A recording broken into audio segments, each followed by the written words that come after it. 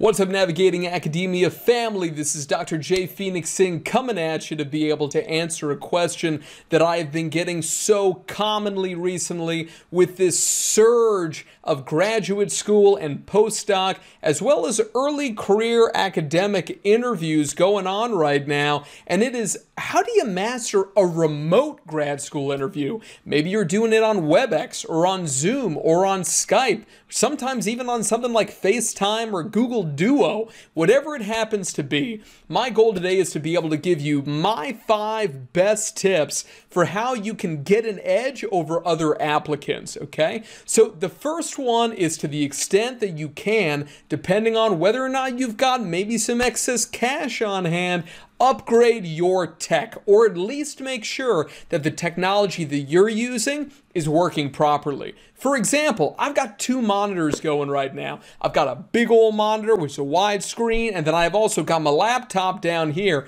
And my laptop camera, I don't know what's going on with it, but like just legit, over the last week, it's been getting like all fogged up and all. It's very, very strange. And luckily, I had this Logitech Brio, which is the one that I recommend to you guys. Little pricey. It is one that's capable of 4K conferencing. To be honest, I got issues with it sometimes. It gets a little blurry or whatever, but it's pretty reliable overall and has a really solid microphone in it as well. So Logitech Brio, B-R-I-O. If you can afford it, I recommend doing that. Think about it as an investment. If it's something where you can't necessarily afford something that's 4K, these days it can be pretty cheap. Hop onto some place like Facebook Marketplace. If you're in the US, something like Craigslist, for example. Craigslist is actually all over the world these days. But a place like Craigslist, somewhere online where you can find just a used 1080p camera, webcam. Test it out, make sure that it works all right. Take a look at the audio. If the audio isn't great, but the video quality is great, you can also consider getting a secondhand or even a brand new microphone, an external microphone. My personal favorite external microphone that I've found through the years is one that's called a Blue Yeti. Yeti is Y-E-T-I. That's actually what I use for the audio when I'm in my office as opposed to my YouTube studio in the basement making these videos for you guys. So if the audio on this video is crisp and clear, which I hope it is for production value's sake, it's done using a Logitech Brio and also a Blue Yeti microphone, which is right down here outside of your view right now. So upgrade your tech if you can, or at least make sure it's working properly. You don't want any scratchy audio. You don't want it to be something where, like on my laptop right now, you've got a blurry camera. It's not going to look good.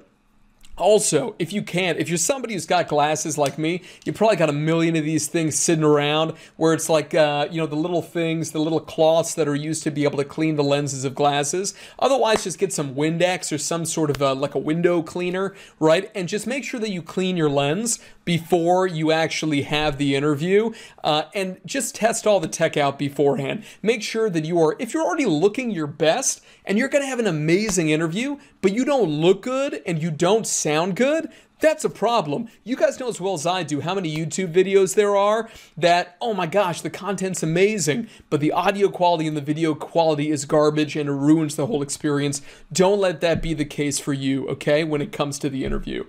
Number 2 is look into the camera. I'm not looking at my screen right now. I'm looking into the camera. Now, to be honest with you, this can be really hard because we, as human beings, our species is designed to look into the eyes of the people we're talking to.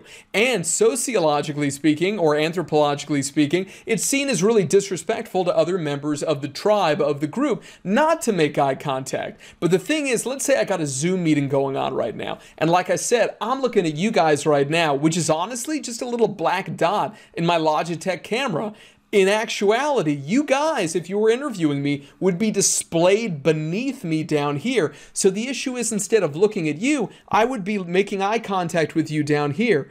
But you notice how this is a much worse experience for you as the viewer than if I'm actually looking directly into the camera. This makes it seem like it's a dyadic relationship, like I'm talking to you specifically, and I'm not talking to all these people down here, okay? So that's something that I want you to focus on as well. You may have to practice practice it a little bit because it is unnatural, but trust me on this one, it's going to get you some good effects. Okay? Number 3 is, especially if you're using something like Zoom, for example, where you can have a custom background, choose your background carefully. Yes, some people, they've got a really awesome background, which is like, you know, a library of books, or it's like a perfectly lit background or something like that. But most of us, we have to use something that's kind of a clever little background. If you don't have a good background, it is okay to be able to use one of the ones that is essentially kind of like superimposed over whatever your background is. My recommendation is that if you do that, make sure you test it out like several days in advance of your interview, because if it's not something where the background that you're doing it up against is kind of static in some way, sometimes, you know, like you can drift in and out, right? So it almost looks like, you know, that the background is in front of you sometimes. It's not a good effect. It looks unprofessional. If you choose something that is just kind of a solid color background, even if it's not very fancy, the background that you superimpose tends to look pretty good. Now, one thing that I found that's kind of like a little tip or a little trick that really nobody does that'll make you stand out is, let's say that you're applying to a school like Yale, for example, right? If you go on to Google and you just type in Yale wallpaper, you're going to get a really high resolution set of images. And what you can do is you can download one of those. Maybe it's of the Yale campus or of the Yale crest or something like that, right? You can superimpose that behind you. To be honest with you, a lot of people, they may initially feel uncomfortable with that. Every person that I have personally mentored and worked with who has done that, it is legit, not only one of the first, it is the first thing that the interviewers notice, and they think it's really clever because people haven't seen that before. Because remember, remote interviews and these sorts of like superimposed backgrounds, this is a pretty new concept, and that's something that these guys haven't seen, and it's going to make you memorable if nothing else. And memorable is good, and it shows you took the extra time, it shows you care about the school and hence the program and hence the interview and so forth. So that's a big tip for you guys that's kind of custom to me.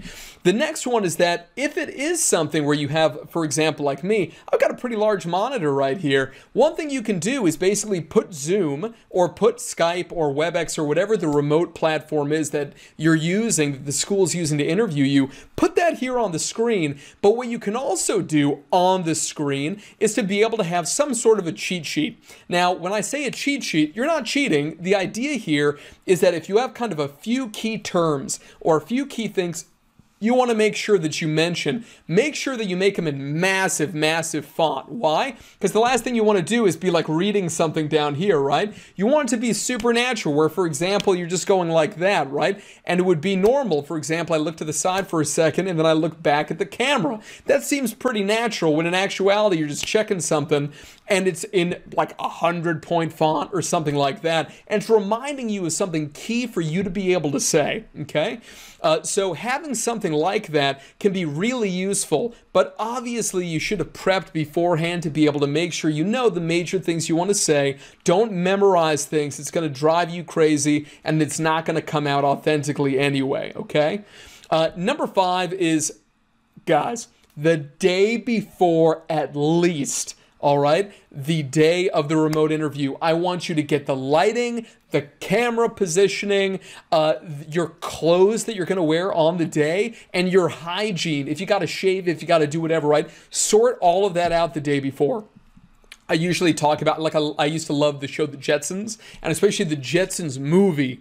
If you guys haven't seen the Jetsons movie as a kid, that was the legit movie. I love that movie, right? I used to watch it all the time. And the thing about the Jetsons is that the one thing that I remember is that when they would wake up in the morning, their bed would tilt like this, and they would fall out of bed straight into their clothes. So something that I've recommended even to people in the past is lay all of your clothes out in the morning, almost in like the exact order that you're going to put them on in. So you've got your socks, and then your underwear, then your pants, and then your belt, and then your shirt, shirt, and then your whatever, your blazer, and then your tie, whatever it happens to be, whatever order you put your clothes on in, it is none of my business. Please do not tell me in the comments below. I do not want to know. But whatever it happens to be, right, make your life easy. Know what you're going to have for breakfast, all of that stuff. Just know, okay? And I'm going to give you guys actually a bonus tip. I'm going to give you guys a sixth tip here, right? Which has to do with kind of how you're seated. There is nothing worse in a remote interview than seeing somebody who's kind of like leaning back in their chair to the point where they're almost like overly relaxed. It looks like you're not taking it seriously, or also the audio fidelity is impacted because, you know, you can be kind of quiet, we can't quite hear you, or the opposite where you're leaned in and all of a sudden like your mouth is almost so close to the mic that you're really loud and everybody has to kind of like adjust everything, and it just doesn't look good. For instead of you know, standing up straight with your shoulders back, you know, you're kind of like in like this is not a good look, okay? Kind of tech neck as they call it, and kind of you leaning in, it does not make you seem more engaged. My recommendation is always that if this is the back of the chair here, and this is the butt portion of the chair, right, that you basically put your back against the back, move up 2 to 3 inches. So what would 2 to 3 inches be in centimeters? You guys tell me, like 5 centimeters, 4 or 5 centimeters.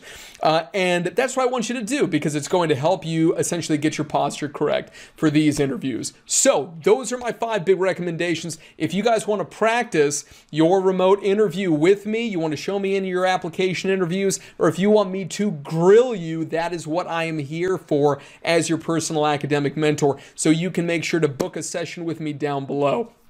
In the meanwhile, I appreciate you guys watching as always. Share these videos with your friends, colleagues, and students. Like this video, comment below, even just to say you enjoyed the video. Means a lot to me, and it increases the engagement on the channel overall. Make sure that the YouTube algorithm shows it to even more people.